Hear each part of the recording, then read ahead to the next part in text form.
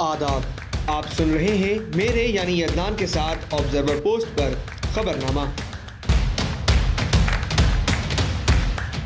शुरुआत करते हैं आज की मुख्य हेडलाइंस के साथ। जम्मू कश्मीर विधानसभा में 370 पर विधायकों के बीच मारपीट, मार्शलों ने बाहर निकाला, स्पीकर बोले ये मछली मंडी नहीं। Kolkata trainee doctor rape murder case में सुप्रीम कोर्ट का पश्चिम बंगाल से बाहर केस ट्रांसफर करने से इनकार, डॉक्टरों की सुरक्षा के लिए सभी राज्यों से सुझाव मांगे। वक्फ जेपीसी चेयरमैन जगदंबिका पाल ने कर्नाटक में किसानों से की मुलाकात, बोले वक्फ बोर्ड किसानों की जमीन और ऐतिहासिक स्मारक पर दावा कर रहा है, जांच करेंगे। पप्पू यादव को फिर मिली जान से मारने की धमकी, सांसद के पीए को व्हाट्सएप पर मैसेज आया, धमकाने वाले की डीपी में लॉरेंस बिश्नोई की फोटो। प्रयागराज में साधु संतों के बीच चले लात घूसे, जमीन आवंटन के लिए बुलाई गई अखाड़ा परिषद की बैठक में हुआ हंगामा, अफसर मनाने में लगे रहे।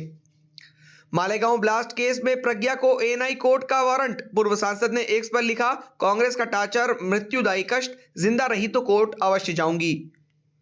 शाहरुख खान को जान से मारने की मिली धमकी, रायपुर से आया धमकी भरा फोन, मुंबई पुलिस ने दर्ज किया मामला। अब खबरें विस्तार से। जम्मू कश्मीर विधानसभा सत्र के दौरान गुरुवार को विधायकों के बीच जमकर हाथापाई हुई। सत्ता पक्ष और विपक्षी भाजपा के विधायकों ने एक दूसरे की कॉलर पकड़ी और धक्का मुक्की की। सदन में हंगामे के चलते पहले विधानसभा की कार्रवाई 20 मिनट के लिए और फिर कल तक के लिए स्थगित कर दी गई। दरअसल लेंगेट से विधायक खुर्शीद अहमद शेख ने सदन में आर्टिकल 370 की वापसी का बैनर लहराया। बैनर पर लिखा था, हम अनुच्छेद 370 और 35A की बहाली और सभी राजनीतिक कैदियों की रिहाई चाहते हैं। भाजपा विधायक और विपक्ष के नेता सुनील शर्मा ने इसका विरोध किया। विपक्षी सदस्य नारेबाजी करने लगे। भाजपा विधायकों के विरोध का सिलसिला यही नहीं थमा, वे सदन के वेल से होते हुए खुर्शीद अहमद शेख के पास पहुंच गए और उनके हाथ से बैनर छीनने लगे। इस दौरान सज्जाद लोन और वहीद पारा और नेशनल कॉन्फ्रेंस के कुछ अन्य विधायक शेख के समर्थन में भाजपा विधायकों से खिलाफ खड़े हो गए। दोनों पक्षों में धक्का मुक्की हो गई। मार्शलों ने RS पठानिया सहित कई भाजपा विधायकों को सदन से बाहर निकाल दिया। 3 विधायक घायल हुए। हालांकि इसके बाद भी भाजपा विधायक विशेष दर्जा प्रस्ताव वापस लो के नारे लगाते रहे। इस पर स्पीकर ने कहा कि ये विधानसभा है, मछली बाजार नहीं। कोलकाता के आरजीकर मेडिकल कॉलेज और अस्पताल में 9 अगस्त को ट्रेनी डॉक्टर के साथ हुए रेप और मर्डर केस में सुप्रीम कोर्ट में सोमवार को सुनवाई हुई। सुप्रीम कोर्ट ने सीबीआई की अपडेटेड स्टेटस की रिपोर्ट को 4 हफ्ते में जवाब मांगा है।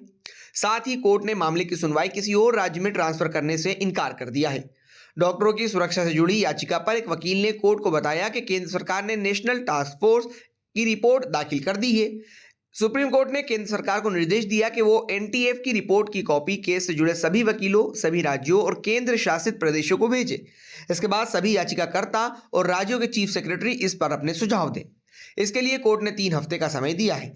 इससे पहले 4 नवंबर को पश्चिम बंगाल की सियालदह कोर्ट ने रेप और मर्डर के मुख्य आरोपी संजय राय के खिलाफ आरोप तय कर दिए थे।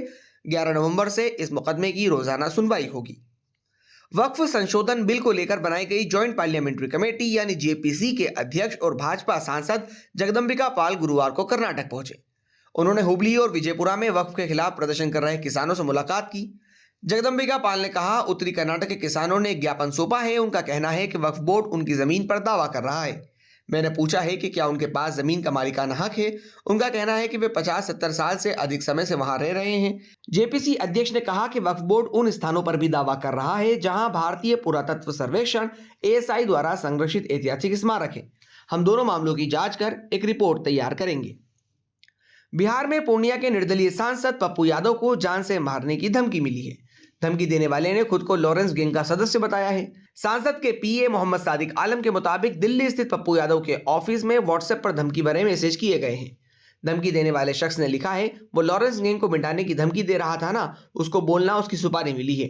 पप्पू यादव के पीए को यह धमकी भरे मैसेज बुधवार रात 2 बजे और फिर गुरुवार सुबह 10 बजे के करीब मिले।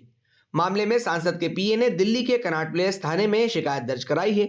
दिल्ली पुलिस को दिए गए आवेदन में मोहम्मद सादिक ने बताया कि मेरे मोबाइल नंबर पर व्हाट्सएप मैसेज और कॉल आए जिसमें कहा गया कि सांसद को जान से मारेंगे। धमकी देने वाले ने खुद को कोड़ी भाई बताया है। व्हाट्सएप डीपी पर लॉरेंस बिश्नोई गैंग का फोटो रखा है।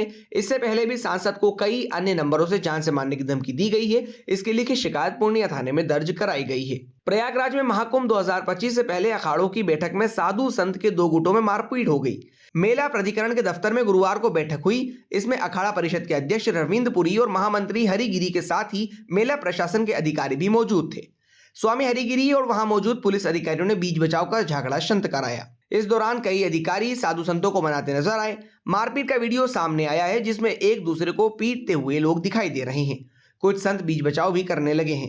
निर्मोही अखाड़े के महंत राजेंद्र दास का किसी बात को लेकर एक साधु से झगड़ा हुआ था। नौबत मारपीट तक पहुंच गई।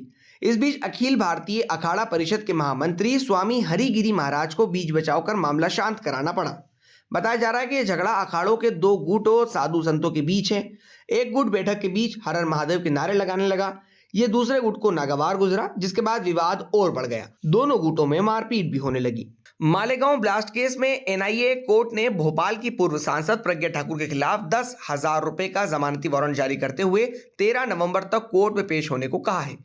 कोर्ट का वारंट जारी होने के बाद प्रज्ञा ठाकुर ने अपनी एक तस्वीर एक्स पर शेयर करते हुए कांग्रेस पर हमला बोला है। भाजपा की पूर्व सांसद प्रज्ञा सिंह ठाकुर 2008 के मालेगांव ब्लास्ट केस में आरोपी हैं।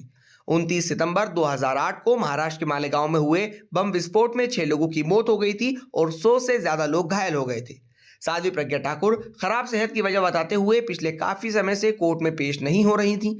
इसको लेकर उनके वकील जेपी मिश्रा ने कोर्ट से पेशी में छूट देने की अपील की थी, लेकिन कोर्ट ने मंगलवार को सुनवाई के दौरान इनकी अपील खारिज कर दी। कोर्ट ने कहा कि मामले में अंतिम बहस चल रही है और इस दौरान उनका हाजिर रहना अनिवार्य है। सलमान खान के बाद अब शाहरुख खान को भी जान से मारने की धमकी मिली है। मोबाइल पर धमकी मिलने के बाद शाहरुख की टीम ने शिकायत दर्ज करवाई है। मुंबई पुलिस ने शिकायत मिलते ही मामले की जांच शुरू कर दी है। धमकी मिलने के बाद शाहरुख के घर मन्नत के बाहर सिक्योरिटी बढ़ा दी गई है। एएनआई की रिपोर्ट के मुताबिक अज्ञात के खिलाफ भारतीय दंड संहिता यानी बीएनएस की अलग अलग धाराओं के तहत मामला दर्ज किया गया है। जिस नंबर से धमकी दी गई है वो छत्तीसगढ़ के फैजान नाम के शख्स के नाम पर रजिस्टर्ड है। नंबर ट्रेस होते ही मुंबई पुलिस रायपुर पहुंच गई है। मामला 5 नवंबर का बताया जा रहा है। डीसीपी के मुताबिक बांद्रा पुलिस स्टेशन में एक अज्ञात कॉलर का कॉल आया था। इसमें धमकी देते हुए कॉलर ने कहा, बैंड स्टैंड वाले शाहरुख खान को मार दूंगा, अगर मुझे 50 लाख नहीं दिए तो शाहरुख खान को जान से मार दूंगा। जब कॉलर से उसका नाम पूछा गया तो जवाब मिला, मेरे लिए ये मैटर नहीं करता, मेरा नाम हिंदुस्तानी है।